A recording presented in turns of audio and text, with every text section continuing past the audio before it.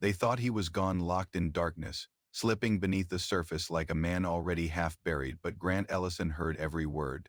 The doctors called it a coma. The neurologist used words like non-responsive and traumatic.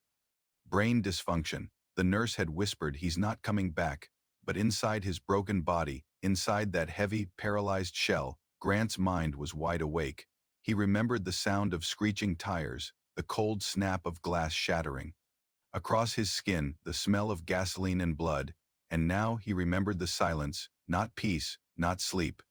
Just the unbearable awareness that he couldn't speak, couldn't move, couldn't even blink, but could feel everything. The weight of the sheets, the beeping machines, the hum of fluorescent lights above, and worst of all, the voices, the ones that filtered into his room like poison through a vent. His brother, Mitchell, who leaned over the bed and sighed like Grant was already dead. He always thought he was untouchable. Mitchell muttered to someone on the phone, "Now look at him, vegetable, we'll file for power of attorney next. Weak? Don't worry, we'll keep it clean." Then his business partner, Wade, stepped in, all crocodile tears and polished shoes, tapping the four-pole as he passed. "Tough break, Grant," he whispered. "Guess that merger's mine now, but hey, rest easy, buddy. I'll take good care of your empire." They came and went, vultures in silk ties, planning the funeral while the body was still warm, Grant's. Pulse raced inside his still chest, his brain screaming in a language no one could hear. He had built everything from nothing, the tech firm, the foundation, the legacy, only to lie here, helpless, while the people he once trusted sharpened their knives. Hours bled in 2 days. He didn't know what time it was, only that the sun came and went like a ghost behind the blinds. Nurses changed his bandages, machines hissed and beeped. He counted the seconds between the pain meds and the silence. And then one night, everything changed. She entered quietly, not like the others.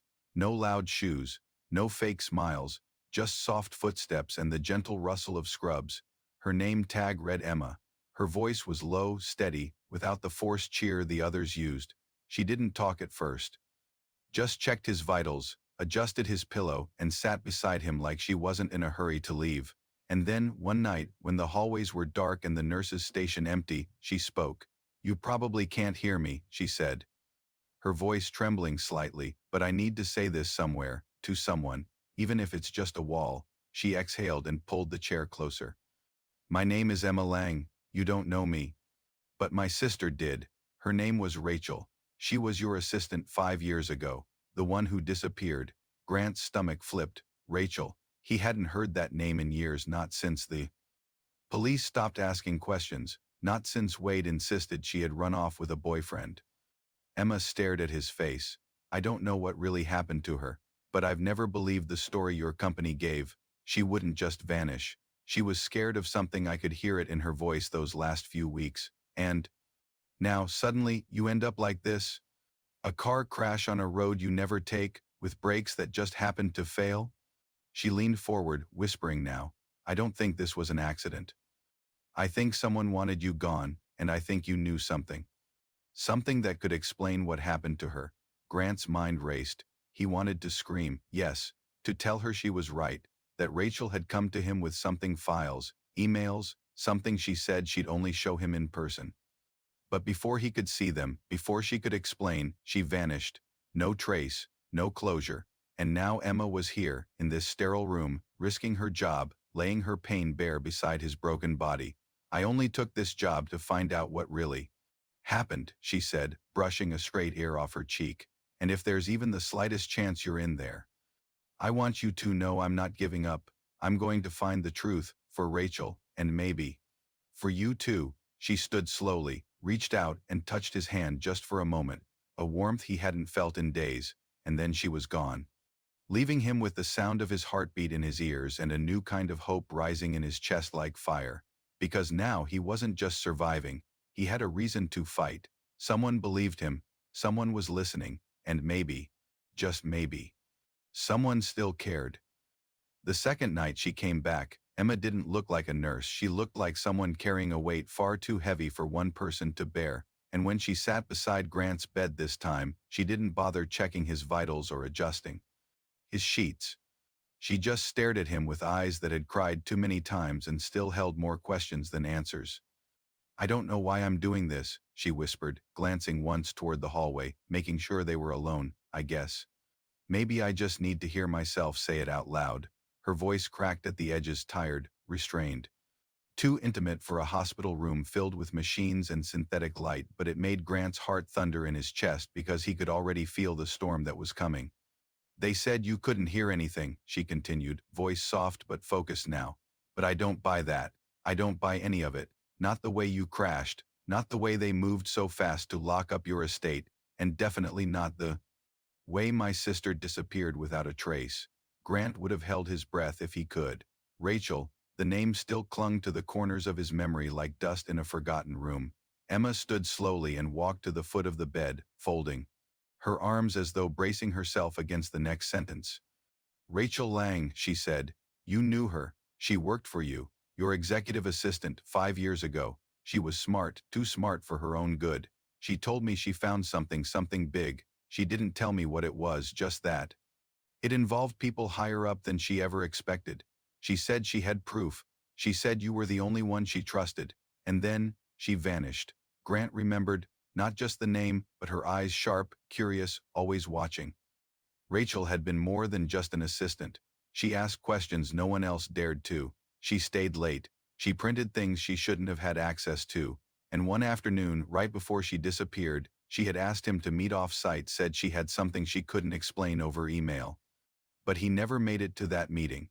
And now, 5 years later, her younger sister was sitting beside his hospital bed, connecting dots that no one else even saw. I know what everyone said, Emma murmured. They said she ran off. They said she had mental health issues. They even hinted that she might have been using. But I know Rachel. She didn't run. She was scared. And now, after what happened to you, I think whatever she found, they buried it, just like they tried to bury you.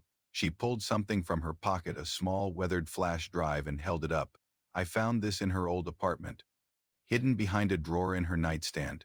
I didn't want to open it on my home computer, so I borrowed one of the IT tech's backups while he was on break. Most of it was encrypted, but I saw the file names. Acquisition Overread 2020 Wade transcripts, Elizan liabilitor Fady. She sat back down and looked him dead in the eyes. Wade, your partner, he's at the center of all of it, isn't he? Grant screamed inside his skull. Yes, 1,000 times, yes. Wade had always been ruthless, but Grant never imagined he'd go this far. The merger, the untraceable payments, the delays on internal audits, it was all there. Rachel must have seen it first. And now Wade was trying to finish what he started by silencing the only man who could expose him. You were supposed to die, Emma whispered, trembling, but you didn't. And now I think you're the only person who can prove what really happened to Rachel. She leaned forward, tears forming at the corners of her eyes, and placed her hand on his chest right above his heart, still beating fast and furious beneath the surface. If you can hear me, she said slowly, I want you to know I'm going to find the truth, even if it kills me. Grant wanted to scream, to reach for her hand, to beg her not to do this alone, but all he could do was lie there, silent. And still, while she wiped her face and forced a smile that didn't quite reach her eyes. They think you're gone, she said, but I know better. You're still in there, aren't you? Her fingers lingered on his for just a second. Longer, and then she stood and walked away. The door closed behind her, and the room fell silent once again. But something had changed. This wasn't just a fight for his life anymore. This was a reckoning. And if there was even the smallest window, a single movement, a blink, a twitch, he would use it, because Emma wasn't just chasing ghosts anymore. She was standing on the edge of something dangerous, and Grant knew the people involved wouldn't hesitate to make her disappear too.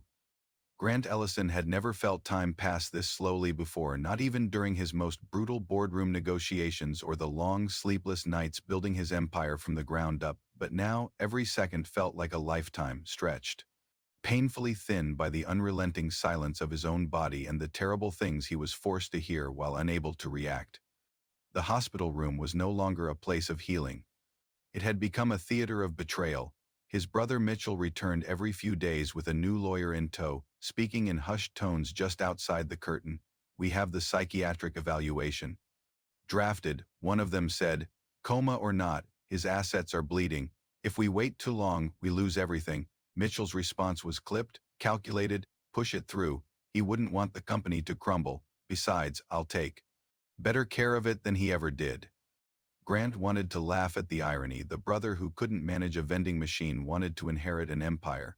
Meanwhile, Wade stopped pretending to care.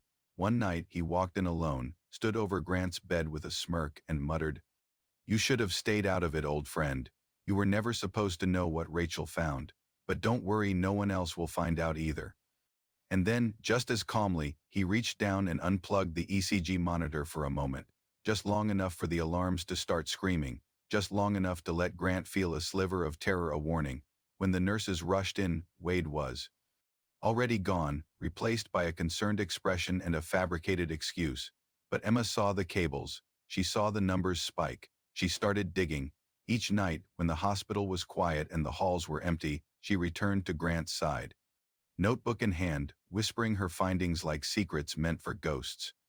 She discovered that the dashcam footage from Grant's car had been corrupted, but the backup stored on the company's servers had been wiped the very next day by an IT maintenance order signed by Wade himself. She traced Rachel's last known location to an office Grant had once rented as a private meeting space, a building now conveniently demolished and replaced by a parking lot owned by a shell company. Every breadcrumb led her deeper, and every whisper from her lips reminded Grant that someone out there was still on his side. She began to suspect Rachel had left a physical copy of whatever she'd found, a printed file, a drive, a notebook. And she thought Grant might be the key to finding it. "I need to know if I'm close," she whispered one night, gripping his hand gently. "I need a sign, anything." And that's when it happened. A flicker so small it could have been a fluke. But it wasn't. Emma froze. Her breath caught. "Grant," she said slowly, tears already rising. "Did you just move your finger?" Nothing. Silence. His body felt like cement again, but he focused harder than he ever had in his life. He concentrated on his right index finger and willed it to move. And it did, barely, but enough. She gasped and grabbed his hand with both of hers. Okay, if you can hear me, I want you to blink, once for yes, twice for no." It took everything in him, but he forced his eyelids to contract once. Emma broke into sobs, her face crumbling as she buried her forehead against his arm. "You're alive, you're here." The relief in her voice cracked something open in him, not pain, not rage, but hope. Raw, burning, reckless hope. She wiped her eyes and stood, already in motion. "We're going to figure this out. You're going to help me stop them. You're going to tell me everything you know." And over the next few nights, they built a system simple but powerful. Blink once for yes, twice for no. She asked question after question, carefully, methodically, beginning with the day of the crash. Did Wade know? Blink. Was it sabotage? Blink. Was Rachel right about everything? Blink. Was there something she left behind? Blink. She paused, her hands trembling slightly. Do you know where it is? Blink. Is it in your home? Blink. In your office? Blink, your private cabin. Blink. Emma closed her notebook slowly, heart pounding. That's where I'll go. Tomorrow, I'll find it, I swear. And just like that. They weren't alone in this anymore. Grant had a voice again, a limited one, but powerful enough to change the direction of the storm. Emma was no longer chasing shadows, she had a witness, and Grant was no longer drowning in silence. He had a lifeline. But with every blink, he knew one thing for certain: Wade wouldn't stop, not now. And if Emma got too close, if she uncovered too much, she'd be the next one to vanish, just like Rachel, unless he found a way to stop it first. She was about to give up. After weeks of one-sided conversations, unanswered questions, and long, echoing nights whispering into the void of a motionless room, Emma had reached the edge of her own belief, that fragile place where hope bends under the weight of silence. But still, something in her wouldn't let go. That night, with the hallway quiet and the monitors casting a faint green glow across Grant's pale face, she slid into the chair beside his bed and wrapped her fingers around his hand, gently. As if cradling a secret the world had forgotten. If you can hear me, she whispered, her voice cracking like dry paper, please. Just blink once. She didn't expect anything, not really, but then he did. A single, slow blink, barely there, but enough to steal the breath from her lungs. She froze, eyes wide, staring at him like he'd just come back from the dead, because in a way he had. Her heart thundered against her ribs. Okay, she whispered, voice trembling. Blink once for yes, twice for no. Did you just hear me? He blinked again. Once. She gasped. Oh my God, she whispered, laughing through sudden tears. You're in there? You've been in there this whole time? Her hands shook as she reached for the nurse's logbook, tore out a page, and began scribbling a list of questions. Did someone sabotage your car? Blink. Was it Wade? Blink. Do you know where Rachel left the files? Blink. Did she give them to you? Blink, blink. But you know where they are? Blink. Emma leaned back in her chair, her pulse racing with something she hadn't felt in years. Control. Okay, she said. We can work with this. Over the next few nights, their silent language grew into something urgent and alive. She brought flashcards with key locations and names. She'd hold them up one by one, watching for his blink, and he responded every time with a kind of silent desperation that made her feel both honored and haunted. She asked about the private cabin in the mountains. Blink, the last secure place Grant had used to store sensitive information. Is that where the files are? Blink, do you think they know? Blink, blink. Good, she breathed. Then I still have time, but the deeper they went, the more danger uncoiled around them. Emma noticed subtle things. The way Wade suddenly appeared on Grant's visitor log again. The new nurse on rotation who didn't make eye contact. The odd phone call from an unknown number where no one spoke, just breathed. It felt like the walls were listening, like the hospital itself had become part of the conspiracy. She started hiding her notes in a false bottom folder labeled patient charts. She changed her shift schedule without notifying anyone. She never used the same computer twice. And all the while, Grant's eyes followed her, the only part of his body that could move, but enough to show her she wasn't alone. And yet it was wearing on him. Every blink took effort. Every question seemed to tire him more. There were days when he couldn't answer at all, his blinks weak, his eyelids trembling from the strain. Emma worried. She adjusted his dosage under the radar, monitored his brain activity more closely, and even started pushing for new neurological evaluations. But she couldn't wait forever. She needed to act now, on a Thursday evening, just before shift. Change. She packed a small duffel bag, clocked out early, and drove 4 hours into the mountains. The cabin was just as Grant had indicated, a small, unmarked lodge surrounded by pine trees and snow-covered trails, with no neighbors for miles. The power was still on. The key was in the planter where he had blinked yes to, inside. It was dustier than she expected, but otherwise untouched. She began searching immediately behind bookshelves, under floorboards, inside heating vents. And finally, beneath a loose panel in the bedroom wall, she found it, a metal lockbox. She pried it open with a screwdriver, breath held like a prayer. Inside, printed emails, audio recordings, and a thick handwritten journal in Rachel's neat, slanted handwriting. The cover simply read, Insurance. Emma's knees buckled as she sat on the bed, pages spread out around her like shattered glass. There it was. Everything: Wade's shell companies, offshore accounts, a whistleblower testimony from a former CFO, internal memos acknowledging Grant's concerns. Rachel had compiled it all, and someone, likely Wade, had found out.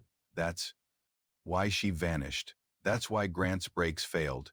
Emma felt her hands trembling as she began photographing the documents, uploading them to an encrypted cloud drive she had created just in case. She stayed at the cabin overnight, keeping the lights off, barely sleeping, the weight of what she'd uncovered pressing on her chest like a stone. She returned to the hospital the next morning with a new fire in her eyes, but what she walked into made her blood run cold. Grant's room was surrounded by security. His monitors had been moved. A man in a tailored suit was speaking with the head physician, waving paperwork. She knew before she even asked. Wade. He was pushing to have Grant moved privately. He claimed for extended care, but Emma saw it for what it was. A cover, a way to isolate him permanently, to erase him, legally this time. She slipped past them with her badge, heart pounding, and found Grant awake barely. His eyes fluttered open as she approached, heavy with exhaustion and dread. Don't worry, she whispered, kneeling beside him. I found it, everything. I have the proof, and I'm going to expose him. But I need one more thing. She held up a printed release from a medical power of attorney document granting her limited decision-making authority. Can I have your permission to speak for you until you recover? Blink. She signed it, tucked it in her pocket, and smiled with tears in her eyes. You're not alone anymore, Grant. We're going to finish what she started, and this time, no one disappears. It started with a flutter not just of the eyelids, but of the soul, like something buried deep beneath grief and betrayal had finally clawed its way back to the surface, gasping for air. And when Grant Ellison opened his eyes that morning, not just blinking, but holding them open, focusing, anchoring himself to the light above, he felt the weight of his silence begin to lift. His first breath came ragged and painful, like breathing after nearly drowning, but it was real, alive, awake. And within seconds, Emma was there, eyes wide, clipboard clattering to the floor, her mouth trembling with the force of every unshed tear. Grant? She whispered, as if saying it too loud might scare the moment away. But he moved again this time, his lips, cracked and dry, forming something barely audible but enough to make her collapse to her knees beside him. "Hi," he rasped, and she covered her face, sobbing, laughing, shaking all at once.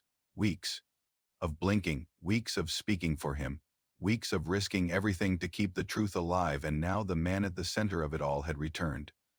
It didn't take long for the hospital to swarm doctors, executives, legal representatives. The private transfer Wade had ordered was immediately canceled. Emma, armed with the signed medical proxy and a secure copy of Rachel's journal, stood her ground as Wade stormed into the facility like a general losing a war. He wore arrogance like a uniform, but the moment he saw Grant's eyes open, alert and unmistakably conscious, something in his face cracked. He masked it with a tight smile. "Grant, you're awake. Thank God. We've been so worried." But Grant didn't smile. He didn't nod. He simply turned to Emma and whispered, "Press conference." Today, that afternoon, the media flooded the hospital lobby. Rumors had already begun to swirl. The billionaire in a coma had awakened, and sources hinted there was more to the story than a simple car crash. Cameras were set up, microphones adjusted. Emma stood beside Grant, her hands steady on the back of his wheelchair as the press gathered before them, hungry for answers. Grant's voice was still fragile, but it carried every syllable sharpened by months of silence and the truth ready to be unleashed. "My name is Grant Ellison," he began, eyes scanning the room, locking briefly with Wade's in the far corner, pale and fuming. "I was in a car crash, but it wasn't an accident. It was an attempt to silence me." Gasps rippled through the room. He continued, 5 years ago, a trusted employee, Rachel Lang, uncovered financial corruption within my company. She brought the information to me, but before we could act, she disappeared. Her sister, Emma Lang, took a job as my nurse when I was declared comatose. Through her determination and my limited ability to communicate, we uncovered the truth. The same person who orchestrated Rachel's disappearance also sabotaged my car. He paused, letting the weight of it sink in. "Wade Holloway," he said clearly, "my business partner, the man responsible." The silence in the room was instant and electric. Cameras zoomed in, reporters shouted questions. Wade tried to speak, but his voice drowned in the chaos. Grant lifted his hand, slow, deliberate, and pointed directly at him. "I have the documents, I have the audio, I have the testimony, and I am pressing charges." Security escorted Wade out of the room as he screamed about lawyers and false accusations, but no one believed him anymore. Not after hearing what they'd just heard. Not after seeing the man they'd counted out rise from the ashes with receipts. The next few days moved like a whirlwind. The files Rachel had hidden now public. Wade's arrest televised, the company stabilized, with Grant appointing a temporary CEO while he recovered. But amid all the noise, the flashbulbs, and the headlines, there was one moment that would stay with Grant forever. A quiet evening. No press, no lawyers, just Emma, sitting across from him with Rachel's journal between them.